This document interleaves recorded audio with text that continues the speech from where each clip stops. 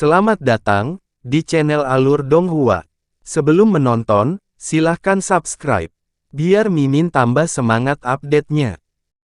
Setelah dua boneka tahap tempering spasial beraksi, para prajurit lapis baja dan elang raksasa sama sekali bukan tandingannya. Mereka diiris menjadi beberapa bagian atau jatuh dari langit di tengah lolongan kesedihan dengan kobaran api yang membakar tubuh. Namun, makhluk Jiaoqi tampaknya telah mengantisipasi bahwa ini akan terjadi, jadi tidak terlalu gelisah. Sebaliknya, banyak prajurit lapis baja tiba-tiba menepuk sesuatu di pinggang mereka, dan petak cahaya 5 warna dikirim ke arah makhluk asing berambut panjang itu.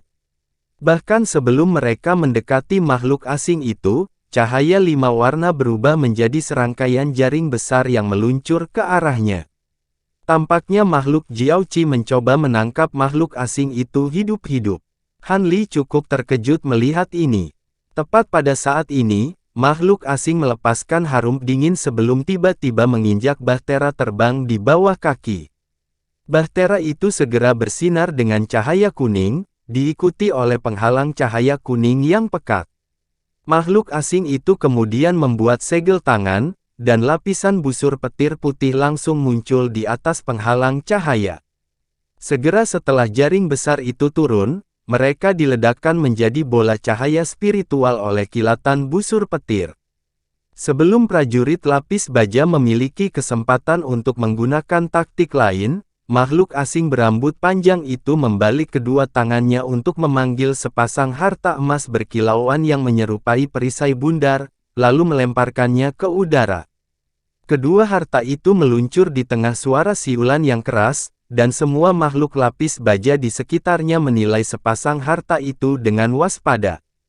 Namun, kedua harta emas itu hanya berputar-putar di udara sebelum mendesing kembali ke makhluk asing, yang membuat semua makhluk Jiaoqi di sekitarnya bingung. Terdengar dentuman tumpul, kedua perisai itu menabrak tubuh makhluk asing itu, di mana keduanya mulai memancarkan bola cahaya keemasan yang menusuk. Setelah itu, makhluk asing itu benar-benar menghilang, tetapi sebuah bola emas besar dengan diameter sekitar 10 kaki muncul di tempatnya. Bola itu berkilauan dengan cahaya keemasan, ada semua jenis rune yang diukir di seluruh permukaannya. Serangkaian suara melengking terdengar dari bola emas, diikuti oleh bilah tajam yang tak terhitung jumlahnya yang masing-masing panjangnya sekitar 1 kaki muncul di seluruh permukaannya. Bola kemudian meluncur ke kerumunannya, meninggalkan jejak bayangan di belakangnya. Bilah tajam di permukaan bola emas tidak terlihat istimewa, tetapi semua prajurit lapis baja yang bersentuhan dengan mereka diiris menjadi beberapa bagian tanpa bisa memberikan perlawanan apapun. Semua serangan yang diluncurkan ke arah bola emas juga ditangkis oleh kecepatan rotasinya yang tinggi. Dalam sekejap, bola emas telah bergabung dengan boneka kuda saat terbang ke arah yang sama. Adapun boneka singa berkepala 7, ia mengikuti di belakang dengan bola api terus melonjak tanpa henti keluar dari mulutnya. Sebagian besar bola api diarahkan ke elang raksasa yang terbang di ketinggian yang lebih tinggi. Ketiganya digabungkan untuk membentuk trio yang mematikan. Hampir 100 prajurit lapis baja dan elang raksasa terbunuh dalam sekejap, dan ketiganya baru saja akan melarikan diri. Tiba-tiba, salah satu makhluk tahap transformasi Dewa Jiaoqi mengeluarkan teriakan nyaring, dan prajurit lapis baja di sekitar makhluk asing dan bonekanya tiba-tiba mundur ke segala arah. Elang raksasa berkepala 2 di atas juga tersebar, sehingga menciptakan area kosong yang luas di sekitar bola emas dan kedua boneka, dengan radius mendekati 1000 kaki. Makhluk asing di dalam bola emas goyah saat melihat ini. Tepat pada saat ini, 2 kapal perang di langit akhirnya beraksi. Ratusan pilar kristal di bagian bawah Battle Ark menyala serempak, diikuti oleh pilar cahaya putih yang turun dari atas. Cahaya putih benar-benar meliputi area ruang terbuka yang baru saja muncul, dan serangkaian ledakan yang memekakkan telinga terdengar dengan cepat. Bola emas dan kedua boneka itu langsung dibanjiri oleh cahaya putih ini. Memanfaatkan kesempatan ini, prajurit lapis baja dan elang raksasa mengepung target lagi, mengatur ulang formasi. Serangan dari dua kapal perang dengan cepat mereda, dan cahaya putih berangsur-angsur memudar. Han Li menyipitkan matanya dan memfokuskan pandangannya ke atas untuk menemukan bahwa payung raksasa biru berkilauan dengan radius lebih dari 100 kaki telah muncul. Di bawah payung raksasa, bagian atas tubuh makhluk asing itu menonjol keluar dari bola emas besar, dan alisnya berkerut dengan ekspresi khawatir saat dia dengan cepat menilai sekelilingnya. Sementara itu, kedua bonekanya juga tidak terluka sama sekali. Pada kesempatan ini, makhluk asing itu sepertinya tidak ingin menunda lebih jauh. Dia melepaskan tangisan rendah sebelum mengangkat tangan dan melambaikannya ke udara. Payung raksasa di atasnya segera menyusut dengan kecepatan tinggi di tengah kilatan cahaya spiritual, menyusut hingga beberapa inci sebelum mendarat di genggamannya. Dia kemudian berputar, dan bagian atas tubuhnya menghilang kembali menjadi bola emas. Pada saat yang sama, kedua boneka itu terbang di udara lagi, dan pertempuran sengit lainnya pun terjadi. Pertempuran ini dalam beberapa saat, hampir setengah dari mereka telah tewas. Saat makhluk asing itu hendak melarikan diri lagi, boneka singa itu tiba-tiba menghentikan keluaran bola apinya. Lampu merah menyala dari tubuhnya beberapa kali secara berurutan, diikuti dengan ketujuh kepalanya terkulai, dan ia jatuh sepenuhnya di tempat. Para prajurit lapis baja di dekatnya awalnya goyah saat melihat ini sebelum sangat kaget oleh perkembangan ini. Beberapa langsung mengangkat tangan, dan cahaya 5 warna melonjak di udara, membentuk beberapa jaring besar yang menjerat boneka singa itu. Prajurit lapis baja menyeret jaring ke arah mereka, dan boneka singa itu ditangkap secara paksa. Tanpa output bola api dari boneka singa, elang raksasa di atas tidak lagi ragu saat mereka mengepakkan sayapnya dengan keras dan menukik ke bawah dengan cepat. Bila angin besar meluncur turun dari atas, dan saat mereka mengenai bola emas, cahaya keemasan yang memancar dari permukaannya bergetar, dan kecepatan rotasinya terhambat secara drastis. Dengan demikian, makhluk asing itu dikepung lagi, dan dia berada dalam situasi yang jauh lebih buruk dari sebelumnya. Untuk lebih menambah kesengsaraannya, boneka kuda itu juga berhenti berfungsi beberapa saat kemudian, dan boneka itu juga ditangkap oleh makhluk Jiaoqi. Dengan demikian, bola emas adalah satu-satunya target yang tersisa, dan terlepas dari kehebatan pertahanannya yang mencengangkan, bola itu berjuang untuk bertahan menghadapi semua serangan yang dilemparkan ke arahnya. Han Li menghela pandangan samar saat melihat ini. Makhluk asing itu mampu memanipulasi boneka-boneka yang jauh lebih kuat dari dirinya dan bertahan begitu lama, jelas menunjukkan bahwa dia bukan makhluk biasa. Namun, dalam keadaan saat ini, tampaknya hanya masalah waktu sebelum dia ditangkap. Dia tidak tahu mengapa makhluk Jiaoqi tampaknya berniat menangkap makhluk asing itu hidup-hidup, dan dia berbalik dan bersiap untuk pergi. Namun, tepat pada saat ini, suara makhluk asing itu tiba-tiba terdengar dari dalam bola emas. "Senior, saya Jiatianmu dari ras Myriad Ancient. Jika Anda dapat membantu saya melarikan diri, saya bersedia menghadiahi Anda dengan boneka hidup setelah kami kembali ke ras Myriad Ancient." Makhluk asing itu tidak menggunakan teknik transmisi suara apapun. Sebaliknya, dia menyuntikkan sebagian dari kekuatan spiritualnya ke dalam suaranya, membuatnya terdengar jelas oleh semua orang dalam radius beberapa kilometer. Han Li awalnya goyah setelah mendengar ini sebelum dikejutkan oleh keinginan untuk mengumpat dengan keras. Dia tidak tahu bagaimana makhluk asing itu bisa mendeteksi kehadirannya, tapi dia pasti tidak punya niat baik dengan mengeksposnya seperti ini. Seperti yang diharapkan, salah satu pemimpin makhluk Jiaoqi langsung melambaikan tangan setelah mendengar ini, dan beberapa prajurit lapis baja serta selusin elang raksasa langsung dikerahkan menuju gunung kecil tempat Han Li bersembunyi. Makhluk-makhluk ini dapat memastikan lokasi kasarnya, tetapi mereka jelas tidak dapat menentukan dengan tepat di mana dia berada. Terlihat mereka terbang di sekitar gunung kecil dengan cara yang agak membingungkan. Bibir Han Li berkedut, tapi dia sama sekali tidak takut dengan perkembangan ini. Makhluk Jiaoqi dan elang raksasa ini terlalu lemah untuk menjadi ancaman baginya, jadi satu-satunya lawan yang berpotensi menyusahkan adalah dua kapal perang itu. Meski begitu, dia secara alami marah dengan makhluk asing itu secara paksa mengeksposnya seperti ini. Dengan demikian, ekspresi dingin muncul di wajahnya saat dia mengayunkan lengan bajunya ke udara, dan beberapa pedang terbang sepanjang puluhan inci ditembakkan dari dalam. Pedang terbang ini kemudian berubah menjadi benang biru sebelum menghilang ke angkasa. Detik berikutnya, beberapa benang biru muncul di dekat makhluk Jiaoqi dan elang raksasa di atas.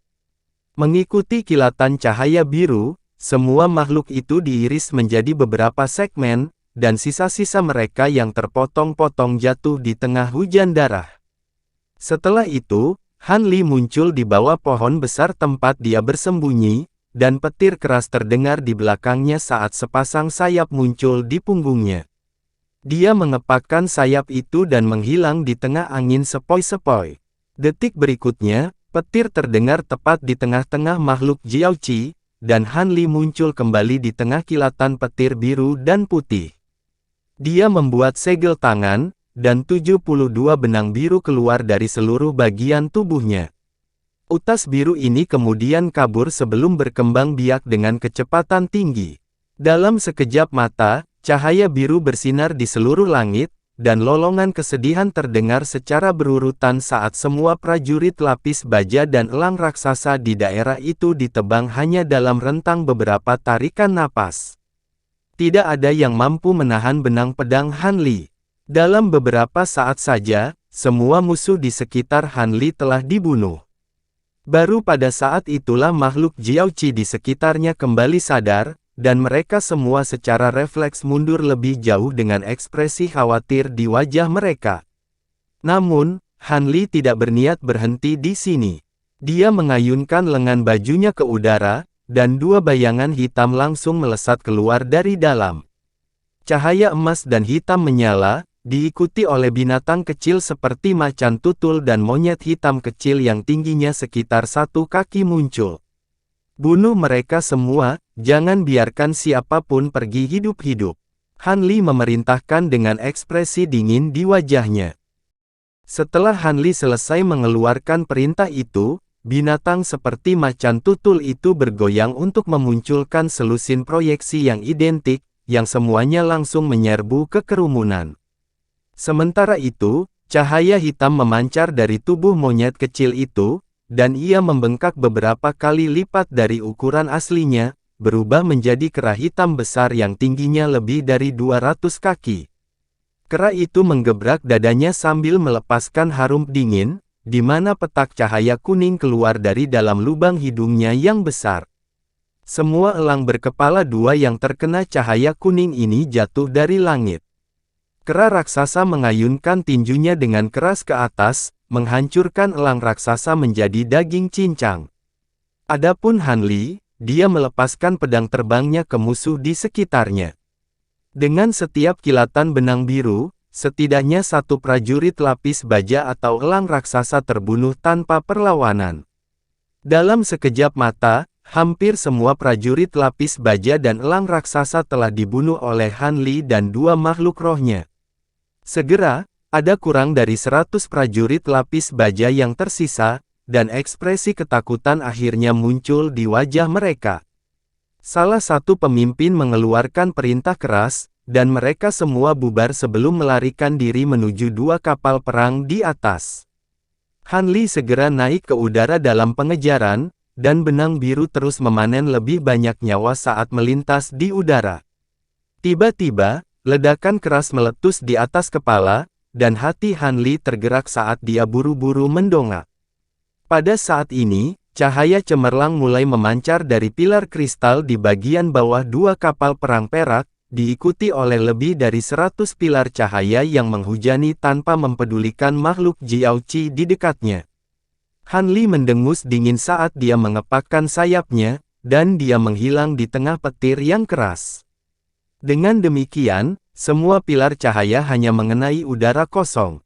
Detik berikutnya, Han Li muncul kembali di atas salah satu battle arc sebelum membuat gerakan mencengkeram ke bawah tanpa ekspresi. Telapak tangan sehitam tinta menjulur keluar dari lengan bajunya, lalu menekannya dengan lembut. Cahaya abu-abu menyala dan miniatur gunung hitam muncul dari telapak tangannya. Gunung itu kemudian membengkak secara drastis hingga berukuran lebih dari 10.000 kaki sebelum menabrak bahtera perang dengan kekuatan yang menghancurkan. Gunung yang menyatu dengan esensi ilahi telah menjadi lebih besar daripada bahtera perang, dan itu langsung menjadi bayangan kolosal di seluruh bahtera perang. Makhluk Jiaoqi di dalam bahtera perang tercengang melihat ini, dan mereka buru-buru memacu bahtera perang untuk mencoba dan menghindari serangan itu, tetapi itu sudah sangat terlambat. Bagian bawah gunung raksasa itu menabrak bahtera perang di tengah ledakan yang menggema, sebagian besar permukaan bahtera perang telah runtuh, menabrak tanah dengan keras. Hampir setengah dari seluruh bahtera telah tenggelam ke tanah. Namun, sedikit terkejut muncul di mata Han Li saat melihat ini. Bahtera perang belum sepenuhnya dihancurkan oleh gunung yang menyatu dengan esensi ilahi menunjukkan bahwa bahan yang digunakan untuk membangunnya kemungkinan besar tidak kalah dengan harta karun normal. Membangun bahtera perang sebesar itu akan membutuhkan pengeluaran sangat besar. Memikirkan kembali ke pulau raksasa, yang telah dilihat Han Li di Green Light City, dia hanya bisa menarik napas tajam. Ras Jiaoqi sangat kaya. Mereka benar-benar layak dikenal sebagai salah satu ras terkuat di alam roh. Han Li tidak menunjukkan niat untuk memberikan kelonggaran kepada lawannya. Dia menjentikkan jarinya ke arah gunung hitam dari jauh secara berurutan, dan gunung itu runtuh lagi. Ledakan yang menghancurkan bumi terdengar saat bahtera perang perak itu diratakan menjadi kue besi tua. Makhluk Jiaoqi yang mengoperasikan bahtera perang mungkin tidak terbunuh, tetapi mereka pasti juga tidak akan baik-baik di sana. Namun, yang sangat mengejutkan Han Li, cahaya perak berkilauan dari bahtera perang, dan perlahan-lahan memperbaiki diri. Han Li mengangkat alisnya saat melihat ini sebelum segera membuat gerakan meraih. Beberapa puluh benang biru langsung melesat keluar dari udara tipis, yang semuanya menyatu ke dalam genggaman Han Li. Mengikuti kilatan cahaya biru yang menusuk, benang biru membentuk pedang raksasa yang panjangnya sekitar 10 kaki. Namun, permukaannya berkilauan dengan cahaya biru, dan tampaknya tidak benar-benar memiliki substansi apapun. Han Li meraih gagang pedang tanpa berpikir dua kali dan bersiap untuk menjatuhkannya ke atas kapal perang yang lumpuh di bawah. Namun, tepat pada saat ini, teriakan mendesak dari makhluk asing itu tiba-tiba terdengar. "Awas, senior!" Han Li sedikit goyah setelah mendengar ini sebelum tiba-tiba merasakan ledakan kekuatan spiritual yang sangat besar meledak di sampingnya. Tanpa waktu untuk berpikir lebih jauh, Han Li berputar dan menyerang dengan pedang raksasanya ke arah dari mana kekuatan spiritual itu meletus. Garis pedang biru Qi yang panjangnya lebih dari 100 kaki langsung menyapu udara dan menghantam ledakan kekuatan spiritual. Keduanya bentrok dan meledak lebih dari 300 kaki jauhnya dari Han Li, membentuk pilar angin biru dan hitam yang melonjak ke langit. Han Li menyipitkan matanya saat dia memfokuskan pandangannya ke arah itu, dan dia menemukan bahwa 4 makhluk dengan penampilan berbeda telah muncul di udara di atas bahtera perang perak. Salah satunya adalah makhluk humanoid dengan serangkaian fitur wajah pucat. Kakinya telanjang, dan dia memegang pedang transparan yang aneh saat dia menilai Han Li dengan sedikit terkejut di matanya. Tampaknya dialah yang melepaskan serangan diam-diam tadi. 3 makhluk lainnya terdiri dari seorang wanita tua, seorang cebol, dan seorang pria raksasa mirip Neandertal yang mengenakan pakaian kulit binatang. Han Li menyapu indera spiritualnya ke arah mereka untuk menemukan bahwa orang yang baru saja menyerangnya adalah makhluk tahap tempering spasial akhir, sementara 3 lainnya semuanya berada di tahap awal. Dia sudah menilai daerah sekitarnya dan gagal menemukan keempatnya, jadi dia tidak yakin dari mana mereka muncul. Keempat makhluk tahap tempering spasial ini pasti akan lebih merepotkan untuk diurus daripada para prajurit lapis baja itu, tetapi mereka tetap tidak menimbulkan ancaman bagi Han Li. Dia hanya sedikit ingin tahu tentang bagaimana mereka berhasil lolos dari deteksinya. Kamu punya nyali untuk menghancurkan sebuah bahtera perang dari ras Jiaoqi kami, kelihatannya, kamu sepertinya bukan dari 13 ras awan surgawi. Bagaimanapun, kami hanya harus menangkapmu dan menginterogasimu nanti, kata makhluk berwajah pucat itu dengan suara dingin. Dia kemudian mengalihkan pandangannya ke arah lain. Di sana, makhluk asing telah muncul dari bola emas lagi, dan dia menilai 4 makhluk tahap tempering spasial dengan ekspresi gelap di wajahnya. Tuan Jia, saya pernah mendengar bahwa Anda bahkan bukan ras murni Myriad Ancient Being. Kalau begitu, mengapa Anda bersikeras berjuang untuk 13 ras awan surgawi? Sebelum datang ke sini, para tetua ras kita secara khusus menyebutkan Anda dan memberikan banyak pujian atas kemahiran Anda dalam seni boneka. Para tetua juga telah berjanji bahwa jika Anda bersedia bergabung dengan ras Jiaoqi kami, mereka akan mengubah tubuh Anda dengan segala cara untuk memberi Anda garis keturunan paling murni, dan saya bisa menjamin bahwa basis kultivasi Anda akan meningkat secara signifikan. Diberi peluang yang sesuai di masa depan, tidak mungkin bagi Anda untuk menjadi makhluk ras suci, kata makhluk berwajah pucat. Setelah keheningan singkat, Jia Tianmu menggelengkan kepalanya, dan menjawab, bergabung dengan ras Jiaoqi. Saya tidak tertarik dengan itu. Saya mungkin tidak memiliki garis keturunan yang paling murni, tapi saya sangat berhutang budi kepada para tetua ras kuno Myriad kami. Jadi saya tidak akan berjanji setia kepada ras lain. Selain itu, saya yakin Anda tidak hanya mencoba menangkap saya untuk keterampilan penyempurnaan boneka saya, Anda juga berencana menginterogasi saya untuk beberapa rahasia dari 13 ras awan surgawi kan? Makhluk berwajah pucat itu tersenyum, dan melanjutkan, Tuan Jia, apakah Anda masih berpikir Anda memiliki kesempatan untuk melarikan diri dari tempat ini? Boneka Anda memang sangat kuat, tetapi Anda pasti sudah menghabiskan persediaan batu roh Anda bukan? Di basis kultivasi Anda saat ini, Anda sama sekali tidak menimbulkan ancaman bagi kami. Kami tidak harus melakukan sesuatu dengan paksa, jadi saya menyarankan Anda untuk menyerahkan diri kepada kami. Ekspresi Jia Tianmu tidak berubah saat melihat ini, tapi dia mengalihkan pandangannya ke arah Han Li. Wajah pucat itu sedikit goyah saat melihat reaksi Jia Tianmu sebelum juga beralih ke Han Li dengan sikap tanpa ekspresi. Apakah kamu mengandalkan dia untuk menyelamatkanmu? Jadilah itu, kita akan menyingkirkan pengacau sial ini dulu. Apakah kamu akan menyerah atau kami harus menghancurkan tubuhmu dan menangkap jiwamu? Tanya si wajah pucat dengan suara dingin. Murid Han Li berkontraksi setelah mendengar ini, tetapi dia kemudian terkekeh, dan menjawab, kamu benar-benar bisa berbicara banyak. Aku ingin tahu apakah kamu sekuat nada bicaramu. Makhluk berwajah pucat itu agak terkejut dengan tanggapan Han Li. Dia dengan hati-hati menilai Han Li sejenak sebelum sebuah pemikiran tiba-tiba muncul di benaknya, dan ekspresinya tiba-tiba berubah ketika dia menoleh ke wanita tua di kelompok mereka.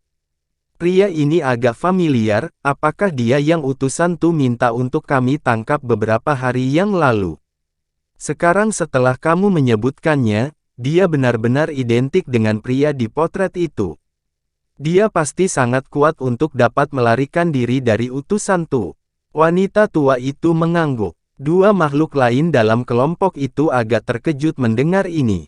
Haha, apakah dia benar-benar orangnya? Kalau begitu, kita beruntung, kita akan menyelesaikan dua misi sekaligus. Kalau dipikir-pikir, itu semua berkat dia karena telah menghancurkan bahtera perang lainnya.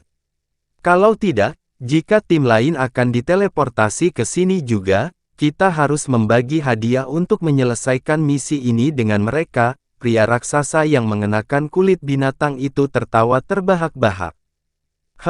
Kamu tampaknya cukup percaya diri, rekan Daois Li.